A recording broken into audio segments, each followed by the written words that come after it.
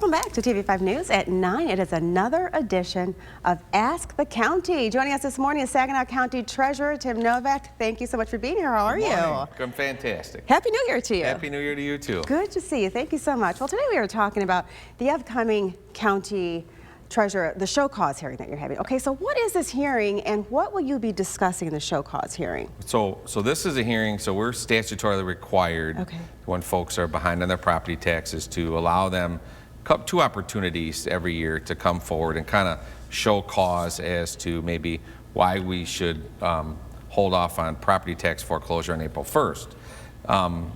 So it could be all kinds of things like you know, the property description was incorrect, you fraudulently assessed my taxes, etc. But really what it's turned into is an opportunity for the taxpayer and a member of our staff to kind of have a one-on-one discussion about, you know, what are some methods and things we can do to work out a plan so we can avoid foreclosure? What can we work out so that we can help this person? Yeah. So it's more of a hearing maybe sounds like more like it's a group type thing. Right. It's really a one-on-one meetings with the taxpayer, with a member of the staff, so that we can help them save their home or their property, whatever it may be. You're really trying to help people out. Okay, so Tim, when is it and how can people attend? So it's this Friday, January the 7th at 8:30. It's at the courthouse, and it runs 8:30, runs all day, so you could come later in the morning if you so choose. It's a first come, first serve. So you can come to the courthouse. We're going to do them through our office, and we've sometimes done them upstairs. But really this year, what we're strongly going to encourage folks to either call the office or email ahead of time. There may be ways that we can work through a program over the telephone or an email versus in person to kind of mitigate, you know, the in-person contact, it being safer for us and for the public. So we really strongly encourage, it's not necessary all the time that you come into the office.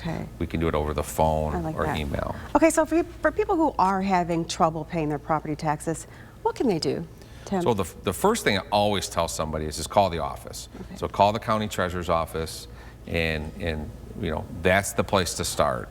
And you know, maybe sometimes it's just a matter of working out a payment arrangement, you know, getting people to understand that, oh, if I paid this amount per month, oh, I can catch up in this amount of time, that it's not too late. That's the first piece. And then there's other programs that are available that folks might be able to have access to. But really that first phone call into the county treasurer's office is the best way to do it. Staff is very welcoming and open. They like to help folks. It's not, it can be an intimidating phone call. It's something that folks don't want to do. They'll get mail from us repeatedly, and you know, when they finally get the courage to call, they finally go, oh my God, I can't believe I waited so long, you know. Well, it sounds like, Tim, you're really looking to help people find solutions, not to say, you need to do this right now. Absolutely. Yeah, I like that. Absolutely. Tell me about some other resources that people can turn to that are available. So the one big thing that we're looking at now is you know, we had the Step Forward program for a few years, and it was super helpful for hundreds and hundreds of people. So the state is now rolling out using some rescue plan funds. Through MSHDA, the state has a Michigan homeowner acceptance fund, like a fund to help homeowners stay in their homes. It can pay mortgage, it can pay property taxes, etc. So it's starting this quarter, so it's kind of, they're creating it. It's all going to be, you have to apply online, you have to apply through the state. So from that end of it, it will be out of our hands. But I really think that the first call could be to our office. We can direct you to the website and the telephone.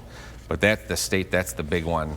They're going to have access to funds if you meet the requirements of the program. You know, there has to be an event, a COVID-related event. They're going to ask for a hardship.